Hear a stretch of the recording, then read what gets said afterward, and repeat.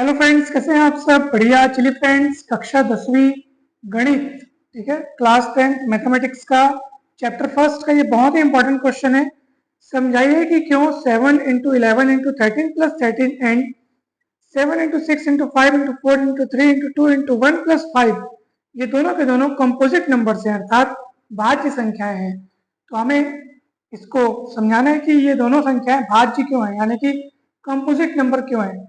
दोस्तों, आप सभी को पता होना चाहिए कि कंपोजिट नंबर क्या होते हैं, प्राइम नंबर क्या होते हैं, क्योंकि अगर ये पता नहीं होंगे तो ये फिर सवाल समझने में हमको कठिनाई होगी।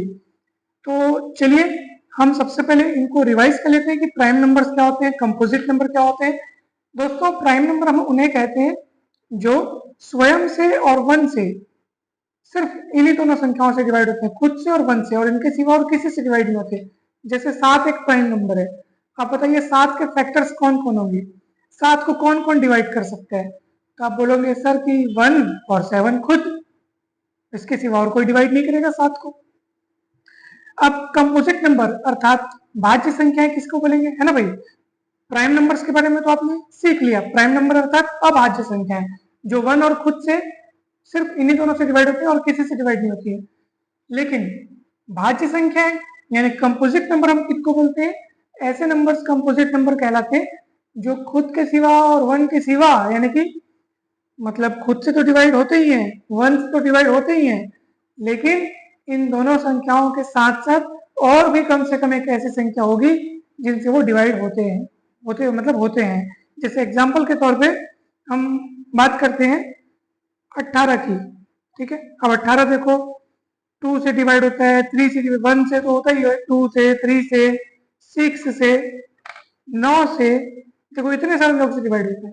और खुद 18 से भी ये डिवाइड होता है, 18।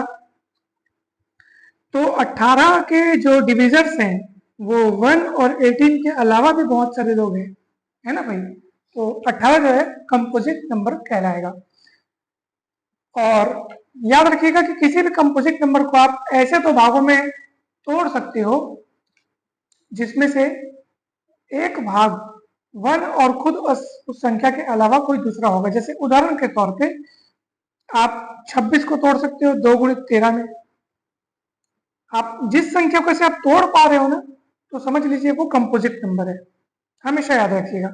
अब आप बोलोगे सर हम तो 11 को भी तोड़ सकते हैं 11 गुणित 1 में। तो दोस्तों बस यही फर्क है, वो संख्या और इंटू 1, यही बस दोनों के, मतलब अब देखो ना, आप कहेंगे सर हमने 11 को तोड़ दिया 11 गुणित 1 में। अब आप खुद देखो, इसमें फैक्टर्स खुद 11 है और इंटू 1 है,